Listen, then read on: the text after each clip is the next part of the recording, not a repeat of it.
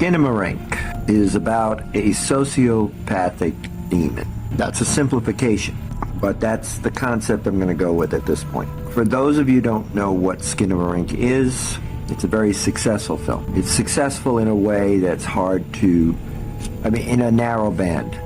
So, made for $15,000. It made over $2 million.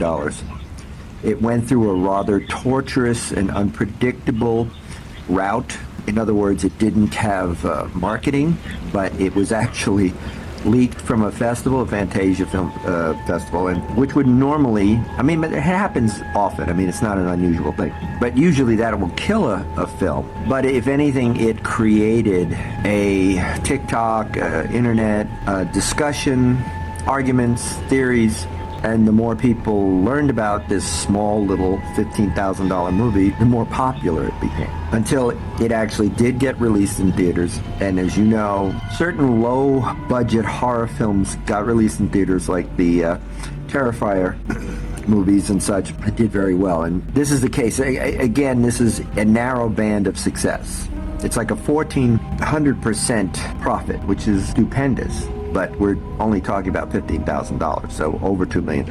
I don't want to stress that too much, but it is the reason why we're talking about it is because it is a success.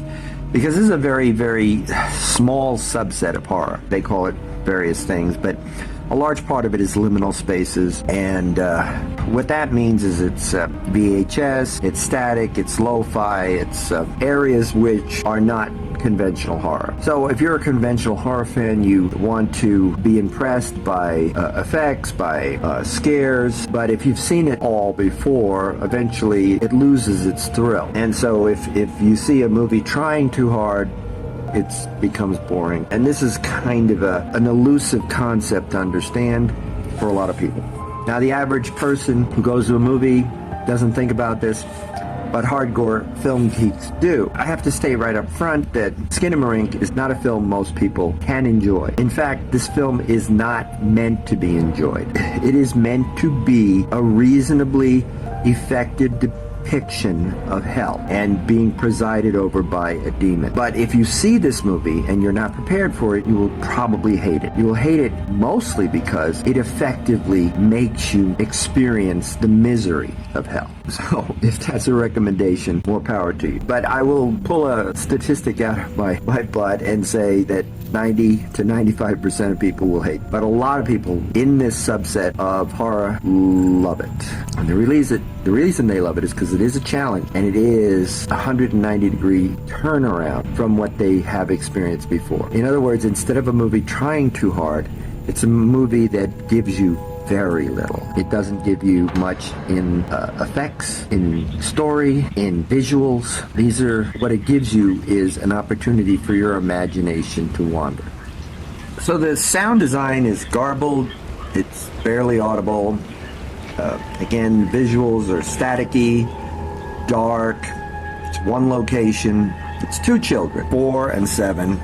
We have some parents that disappear, and then the story is almost non-existent as well. Part of the challenge for people was to make sense of the puzzle, the tiny little fragments of information you were given, and put it together.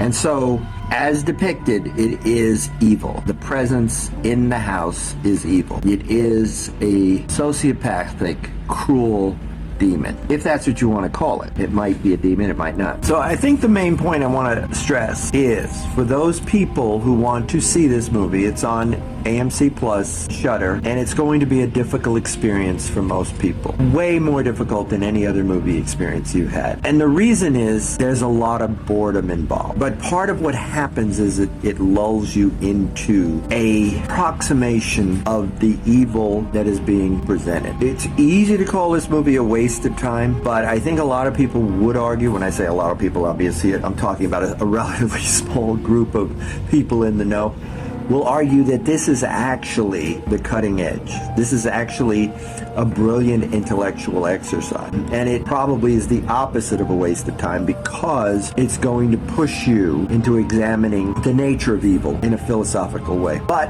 again, that probably won't be the case for 90% of the people who see the movie, because the natural inclination is to not put in the effort to experience what's happening because it's so uncomfortable, it's so awkward, it's so confusing, so depressing that it's easy to just turn it off. On one level, you've been warned. On another level, you've been warned. This is not easy. This is not an easy experience. But the funny thing is, the opposite of giving you too much, giving you too little, will actually scare you more because you will have a better understanding of the worst possible evil, the worst possible horror, a true existential nightmare, depicting and probably even putting you in the framework of the most innocent and the most defenseless. So Skinamarink on AMC Plus and Shudder, you've been warned 2 times.